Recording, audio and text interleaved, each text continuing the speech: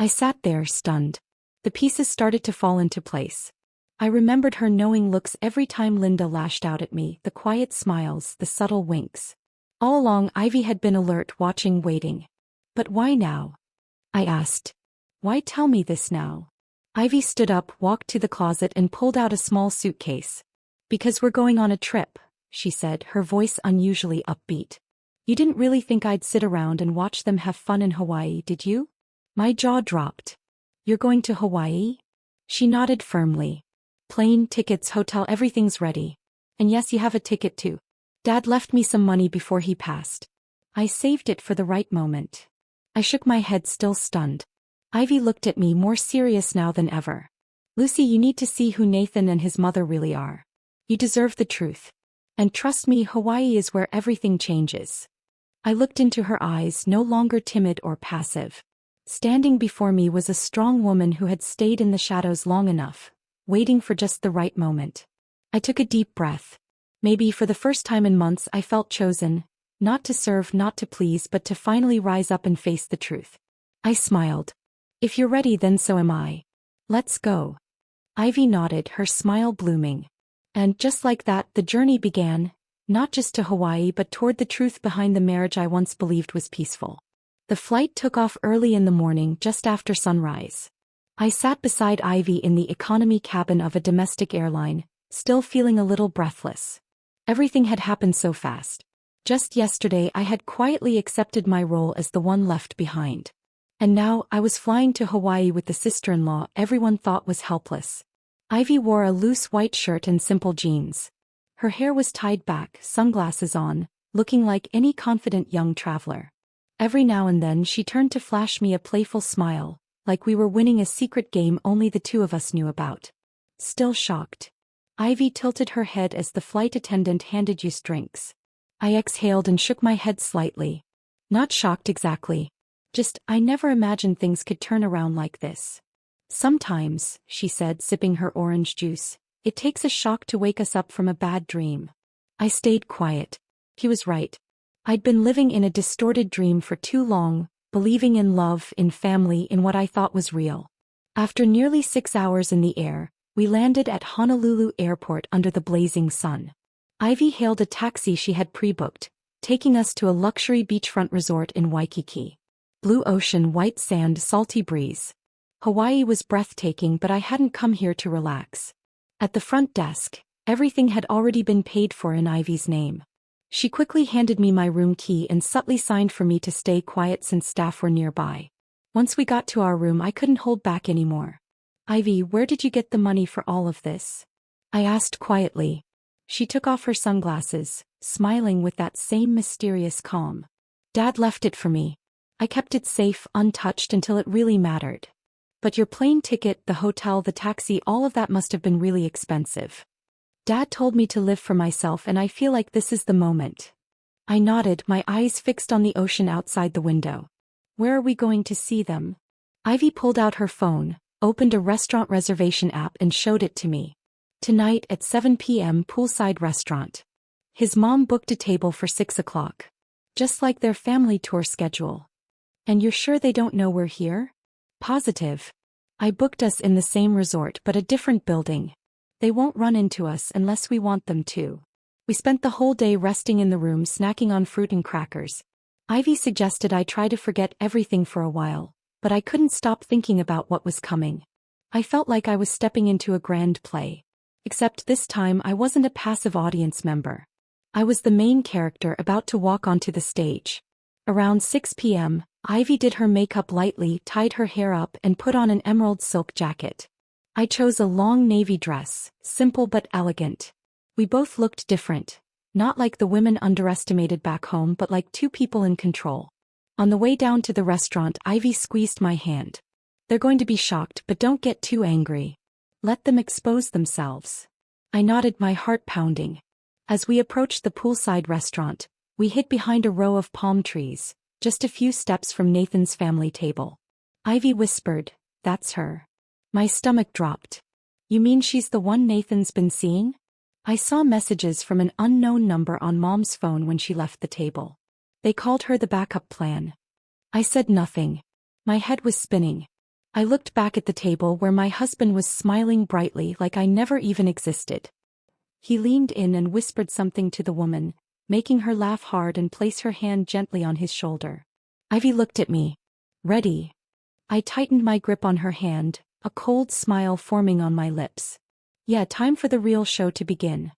We positioned ourselves behind a row of palm trees, just a few steps from Nathan's family table.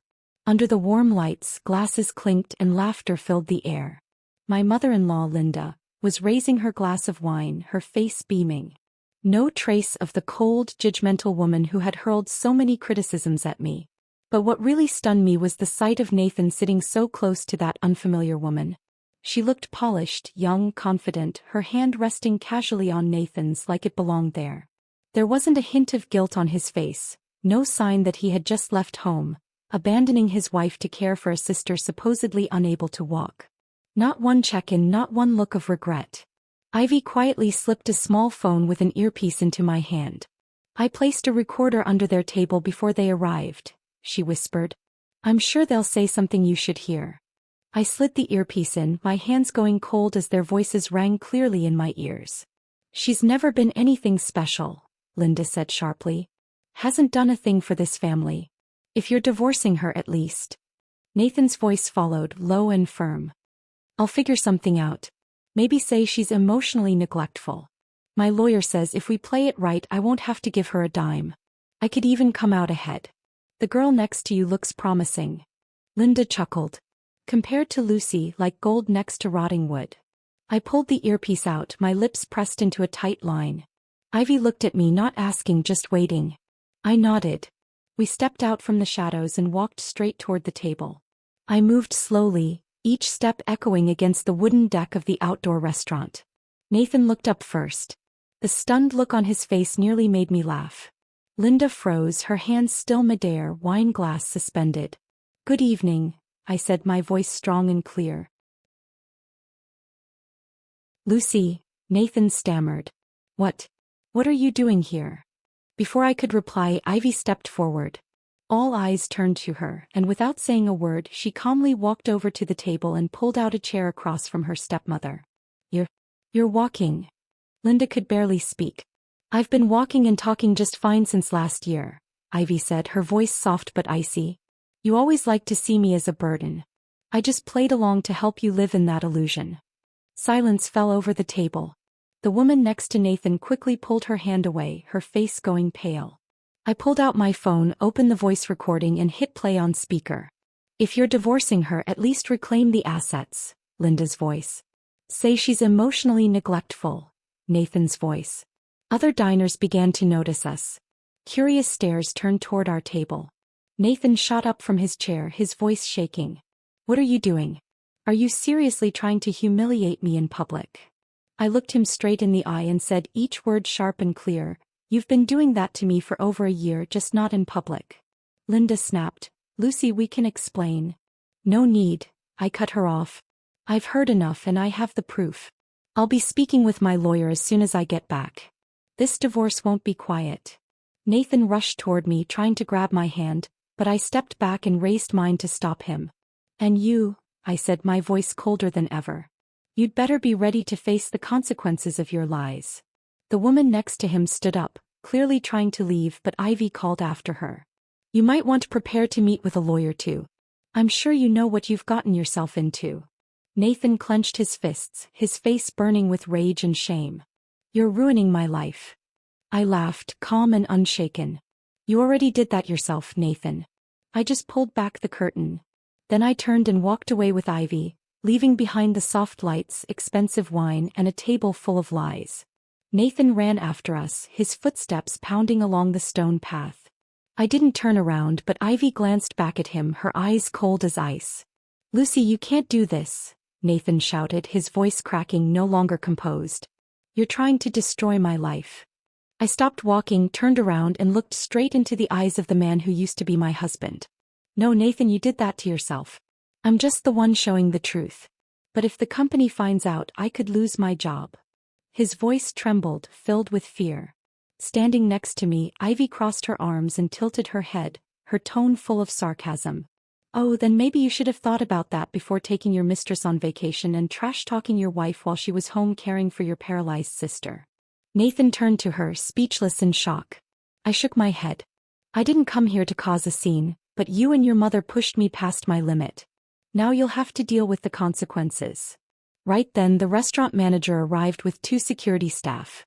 One of them spoke politely but firmly. Excuse me, sir. You're disturbing the other guests. We're going to have to ask you to leave the dining area. Nathan opened his mouth to protest, but when he saw the stares from nearby tables he fell silent. He let the security team escort him out, looking like someone who had just caused a public scene. I stood still, watching until his figure disappeared behind the glass doors. As for Linda, she didn't say a word the entire time. Her hand gripped her wine glass tightly as if letting go would shatter everything. When I walked away, she remained frozen. Her eyes weren't proud anymore, just hollow, like someone who had just lost all the control she once held. Ivy and I walked back to our room without speaking. We both knew things were only going to get more complicated. But a strange sense of relief flooded through me. For the first time in a long while, I wasn't stuck in a role someone else had cast me in. The next morning, I made a call to North Carolina and contacted a law firm recommended by an old college friend. Though she no longer worked there, they arranged a meeting for me with an attorney named Marilyn Carter. Her voice was calm, steady, and firm. She gave me confidence from the very first minute. I told her everything. The cold marriage, the blatant betrayal, the voice recording, and how Nathan took another woman on vacation while leaving me to care for Ivy. I didn't leave out a single detail. Marilyn nodded. You're entitled to file for divorce with clear evidence of infidelity. And given your husband's job status, we can also request post-divorce financial support. If that woman had a romantic relationship with him during the marriage, you can file a third-party interference claim against her as well. I paused, then said firmly, I want to do everything legally possible to seek justice. We'll take care of the rest, Marilyn said with a reassuring smile. And trust me, you're not alone in this. In the following weeks, everything moved quickly. My lawyer gathered solid evidence. Hotel bills, photos, audio recordings, and messages Ivy helped retrieve from her stepmother's old phone. It was all added to the case file. A month later, I received the official notice. Nathan was ordered not only to divide the marital assets but also to pay spousal support for the next 3 years. On top of that, the other woman, Melanie Harper, was sued for alienation of affection. When the first payment hit my account, I looked at the number on the screen and didn't feel triumphant. Instead, I felt like I'd reclaimed my voice, not because of the money but because, finally, no one else could define my worth. Ivy handed me a glass of non-alcoholic apple cider, her smile glowing. Congratulations. No one can ignore you anymore. We clinked glasses, and the smile on my face felt as soft and steady as the ocean breeze that day. 3 months have passed since the court ruling, and my life looks completely different now. The small apartment I once rented while living with Nathan has been replaced by a top-floor unit overlooking Pullen Park in downtown Raleigh. I moved closer to my old college like I was hitting the reset button, but this time with a heart no longer afraid. I returned to finance, but now I work as an independent consultant. I choose the projects I enjoy, work with clients I respect, and most importantly, I have the power to say no to anyone who makes me feel unsafe. No more manipulation through fake words, belittling looks, or cold indifference like Nathan and his mother once used on me. I still stay close with Ivy. After everything, we're not just former sisters-in-law. We're survivors, women who chose to rise instead of settle. Ivy moved in with a close friend in Asheville and finally started the graphic design course she'd always dreamed of. She once said, "You were the first person who believed in me enough for me to live honestly." I smiled. Her bravery had lit a fire in me too. One quiet weekend afternoon while I was tending to my balcony plants, the doorbell rang. I was a little surprised. I wasn't expecting anyone. When I opened the door, I saw Nathan and Linda. Both of them looked nothing like I remembered. Gaunt, dark circles under their eyes, clothes worn out. Linda no longer carried her powerful presence. Instead, she looked drained. "Lucy," Nathan spoke first, his voice weak. "I know this is unexpected, but could you help us?" I stood silent, not inviting them in, not saying a word. He went on. "I lost my job. After the lawsuit, they let me go without pay. Melanie, she left me when she found out I had nothing. And my dad walked out on her. He's out of money. It's just us now. I looked at Linda. She lowered her head, something I don't think she'd ever done before. Lucy, I was wrong. So wrong. But I have no one else now. I just hope you can help us through this. The silence lingered. Only the wind rustled through the trees outside. I tilted my head slightly, then spoke slowly. Funny. I once begged the two of you for just a little kindness. And now it's your turn. Lucy, I know you hate me, Nathan stammered. But I've realized my mistakes. I truly have. Just a little help. I cut in. I don't hate you, Nathan. I just regret wasting so much time thinking you were worth it. Linda's eyes were red. You can't be this heartless. I smiled softly. I'm not heartless. I've just learned how to set boundaries, and mine is this. I won't go back to anyone who once disrespected, used, or betrayed me. I calmly closed the door before they could say another word. Before heading back inside, I walked to the corner of the balcony, opened the jar of sea salt I'd prepared earlier, and sprinkled it along the threshold, my own little ritual, a way to sweep away whatever darkness had once entered my life. I don't believe in superstition, but I do believe in symbols, and to me that handful of salt was a clear declaration. The past no longer has a place in my present. Inside the apartment, the sunset was casting the western sky in a brilliant orange hue. I sat on the sofa, hugging the knitted pillow Ivy once gave me, and felt my heart completely at peace. Not all endings are perfect, but some endings are necessary. And for me, this wasn't just the end of a marriage. It was the end of a life lived in silence and the beginning of a life I chose for myself. From my own experience, I realized that sometimes strength isn't about holding on to a relationship. It's knowing when to let go. I was betrayed, dismissed, and left behind. But those very things helped me rediscover my worth. Life doesn't end when someone walks away from you. It truly begins when you decide to move forward for yourself. And I hope that anyone watching this finds the courage to choose their own happiness.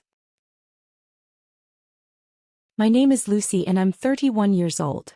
Someone asked me whether I ever had big dreams in life. The answer would be yes. I used to want to be a singer, someone who could stand on stage and make the entire room fall silent to listen to every note. But reality quickly woke me up. After graduating from college, I started working as a credit officer at a small bank in Raleigh, North Carolina. It wasn't my dream job, but at least it was stable and helped me pay off my student loans. I met Nathan at a college reunion party hosted by one of my friends. He was a close friend of hers and we were paired up for a celebrity guessing game. He had an easy laugh, a charming way of speaking, and most importantly, he understood the dream I had set aside. Turns out, Nathan had also once pursued the arts. He had been part of a dance crew throughout college but eventually chose a business path to meet his family's expectations. We started dating just a few weeks after that party. My mom kept asking when I would finally settle down and when she'd have a grandchild to hold. And even though I wasn't entirely ready for marriage, I softened. Nathan doted on me, at least in the beginning. Outdoor dinners, surprise gifts like new headphones because he knew I still loved to hum while doing chores. Everything felt like a dream. A year later we got married and I decided to quit my job at the bank to focus fully on our family. Nathan worked for a financial consulting firm in Charlotte, had a decent income, and told me I deserved time to rest after all those busy years. But it wasn't long after the wedding that I began to understand more about his family. Nathan had a younger sister named Ivy, 3 years younger than us. His family always said Ivy had suffered nerve damage after a serious fever when she was 8. Since then they said she couldn't speak or walk anymore. At first I thought that was heartbreaking, a young woman bound to a bed and wheelchair for life. But strangely, Ivy didn't seem as sorrowful as I had imagined. Though she couldn't speak, she communicated through drawings and a letterboard. I was hesitant at first, but I learned to understand Ivy through her eyes, her smile, and her gentle gestures. I remember once sitting with Ivy on the back porch. I pointed to the sky and drew a musical note in the air.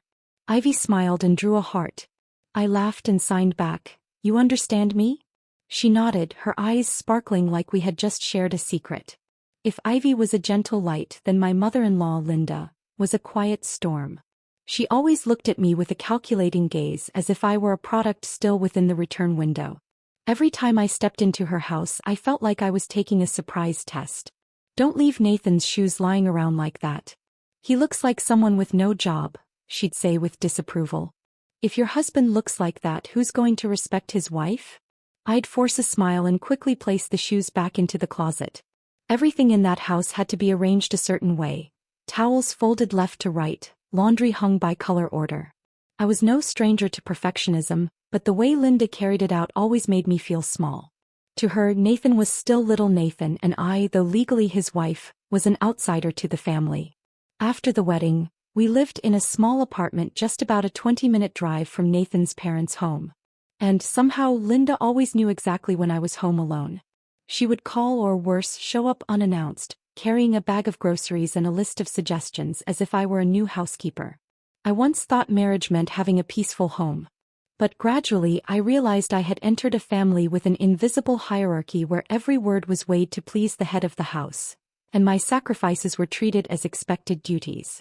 And I never would have guessed that Ivy, the one seen as helpless and silent, would be the person who changed my life forever. I don't remember exactly when things began to shift. Maybe it was a few months after our first anniversary when Nathan no longer smiled as I handed him his morning coffee, or when he stopped texting to ask if I'd had lunch. The little things that once made me feel loved suddenly disappeared. Nathan started coming home late more often, blaming long meetings or saying, "The boss needed me to stay and review documents." On those nights I'd eat dinner alone, staring at my cold plate and convincing myself he was just busy with work. But over time the distance between us grew more obvious. When I asked questions he avoided them. When I stayed silent he didn't reach out. As Nathan became more distant I found myself growing closer to Ivy. I visited her often, and although at first my mother-in-law disapproved, I didn't care. Every time I came by, Ivy would be waiting by the window, her sketch pad ready. She drew little houses, cats wearing hats, kites flying in the sky. In her art I saw her spirit, vibrant, intelligent, and far more perceptive than anyone in the family gave her credit for. I started teaching myself sign language in the evenings after Nathan was asleep or working on his computer. At first, I only learned basic signs like hello and thank you. But soon I understood more. It wasn't just a language. It was a bridge between me and Ivy. Whenever we talked with our hands, it felt like we were escaping a cold world where my mother-in-law's sharp words still echoed in my ears. "I don't understand why Nathan chose someone like you," Linda said one evening when I had just helped Ivy tidy her room. "Ivy might like you, but that doesn't mean I have to." I didn't respond, not because I had nothing to say but because I knew with Linda, silence was the clearest form of resistance. Every word she uttered felt like an attempt to correct me. Nathan? He neither defended me nor disagreed with his mother. Every time I mentioned her cutting remarks he would shrug. "That's just how Mom is. Get used to it." Eventually I stopped telling him and he stopped asking. One early fall evening with leaves just starting to turn gold, I went to Nathan's parents' house with a tray of homemade pumpkin bars. Ivy loved pumpkin bars and I wanted to surprise her. But as I stepped inside I saw Nathan sitting in the living room with his mom, both laughing, something I hadn't seen him do around me in a long time. "You're here tonight?" Nathan asked, not sounding the least bit happy. "I made these for Ivy," I replied gently, setting the tray on the table. "You didn't mention you'd be here." "No need to mention it," my mother-in-law cut in, her eyes cold. "Family can come by any time." It sounded warm, but I knew it wasn't meant for me. I walked over to Ivy. She was sitting by the window as always, but this time without her sketch pad, just hugging a blue pillow tightly. She looked at me, blinking slowly as if to ask, "Are you okay?" I forced a smile and signed, "I'm fine." But at that moment I realized my hands were trembling. That night when we got back home Nathan barely said a word. I took off my coat, hung it up, then turned to him and asked, "Is there something you're not telling me?" He flinched. "What kind of question is that?" "I don't know. I just feel like you're not really here." He sighed, staring at the floor for a while before saying, "It's just work. Don't overthink it." There it was again, "Don't overthink." I said nothing more. But I knew my instincts weren't wrong. Something was happening in this family and I, once someone he cherished, now felt like an outsider in my own marriage. Ivy was the only light left. But what I didn't know yet was that her light would be the one to reveal all the secrets Nathan and his family had been hiding for so long. About 3 weeks later, on a quiet weekend morning, I was making breakfast when Nathan walked into the kitchen looking uneasy. He set his phone down on the dining table and gave me a cautious look, like he was about to say something important. Lucy, do you have any plans for next week? He asked with a hesitant tone. I stopped what I was doing and turned to look at him. Lately, Nathan rarely asked about my schedule. My heart started to beat a little faster. I don't have anything planned. Why? Nathan hesitated for a moment before continuing. My family just decided to take a trip to Hawaii. My parents and me too. I was surprised and for a second even a little excited. Hawaii. Wasn't that the place we had once planned to visit for our second anniversary? But that brief moment of excitement quickly faded when I saw Nathan's expression. He didn't look like he intended to invite me along. So what about me? I asked, trying to keep my voice steady, though the sting of being left out had already begun to rise. Nathan stared down at the table, avoiding my eyes. Lucy, this time it's just a family trip. Actually, there's something important I want to ask you. A wave of unease washed over me. I took a deep breath to steady myself. What is it you want me to do? He paused, then said, my family would like to ask you to stay home and take care of Ivy while we're gone. I froze, disappointment crashing over me. I had sensed the growing distance lately, but I never imagined Nathan would exclude me this blatantly. Take care of Ivy, I repeated, disbelief clear in my voice. Why not bring her along? Nathan sighed. Mom said it would be too difficult for Ivy to travel that far. Plus, she thinks you're the best person to care for her. You're close to Ivy, right? He said that last part carefully, as if trying to back me into a corner, make it impossible to say no in front of his mom. And right then the doorbell rang. I hadn't even moved yet when Nathan walked quickly to answer it. A minute later, my mother-in-law, Linda, stepped in, wearing her usual stern expression. I believe Nathan already explained everything to you, Lucy, she said, her sharp eyes fixed on me. I stood there in the middle of my small kitchen, feeling a suffocating weight I couldn't shake. Nathan stayed silent beside her.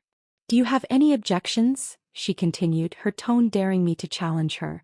I was boiling inside, but I chose not to show it. Instead, I gave a faint smile and replied softly, masking the deep disappointment rising in me. No, of course not. I'd be happy to take care of Ivy. Linda nodded, clearly satisfied. Good. We can enjoy our vacation knowing Ivy will be well looked after. Nathan turned away, clearly avoiding my gaze. After his mother stepped outside to wait in the car, he came closer and whispered, I'm sorry, Lucy. I didn't mean to put you in a tough spot, but everything's already been arranged. I looked up at him, hiding my emotions, and said quietly, sounds like you made your decision before asking me, didn't you? Nathan went quiet for a moment, then said under his breath, I didn't have a choice. He walked out quickly, leaving me standing in the kitchen surrounded by silence. I had done everything I could to please this family, and this was what I got in return. Indifference and decisions made without me. And yet, in that moment I realized one thing. At least I wouldn't have to deal with Linda's scrutiny for the next several days. That afternoon I went to Nathan's parents' house to see Ivy. She was sitting by the window, her eyes lighting up as soon as she saw me walk in. I sat down beside her and signed gently, I'm going to stay here with you for a few days. Okay. Ivy looked up suddenly, her big eyes blinking as she signed back. They left you behind again. I was startled. It was the first time she used the phrase left behind. But I nodded, not hiding the truth anymore. Yes, they went to Hawaii. Ivy stared at me for a moment, then signed something that stopped me cold. We have plans to. They'll be surprised. I stared at her in disbelief. She just smiled, her eyes carrying a mysterious glint I'd never seen before. And that's when I realized maybe Ivy was the one who truly understood the secrets this family had been hiding. And what she was about to reveal would show me that being left behind this time might actually be the opportunity one never saw coming. The next morning I opened the living room curtains at my in-laws' house. Warm spring sunlight poured through the window, softening the space. The house was unusually quiet. Nathan's family had left for the airport early that morning. No more Linda's complaints. No more judgmental stares over how I swept the floor incorrectly. I made a cup of coffee and brought it into Ivy's room like I always did. She was lying on her side, gazing out the window at the lavender bush her mother had planted last year. I knocked softly and entered. I brought coffee. I used the vanilla blend you like. Ivy slowly turned her head. And what happened next flipped my entire world upside down. She pushed herself up to a seated position. I froze in place, eyes wide. It felt like someone had muted all sound in the room. My heart pounded so hard I thought I was dreaming. What are you doing? I stammered, unable to hide my shock. Ivy let out a soft laugh, then, unbelievably, spoke. Her voice was gentle yet firm. Calm down. Don't freak out. I almost dropped the coffee cup. Ivy, you can talk. You can walk. She stepped out of bed, taking solid steps toward me. No trembling, no hesitation, completely steady. I never lost the ability to walk or talk, she said calmly. It was all an act, one I had to keep up for years to protect myself. I couldn't speak. Memories came rushing back, pushing Ivy's wheelchair, comforting her after Linda's scolding. Had all of it been fake? Why? Finally asked. Why would you do that? Ivy sat down in a chair and motioned for me to sit too. Then she began to speak, her voice clear and even. I'm Nathan's half-sister. His dad had me with his first wife. My stepmother, Linda, never saw me as part of the family. After my dad passed away, she gained full control. I was a burden, something she had to tolerate. When I had a high fever at 10, she didn't take me to the hospital in time, and she was the one who told neighbors I had brain damage. When I recovered, I chose to stay silent. I could hardly believe what I was hearing. You pretended all these years? Not forever. Just since I realized that the weaker I appeared, the less they paid attention, and the less attention, the more freedom I had. She smiled. You were the only one who saw me as a real person, not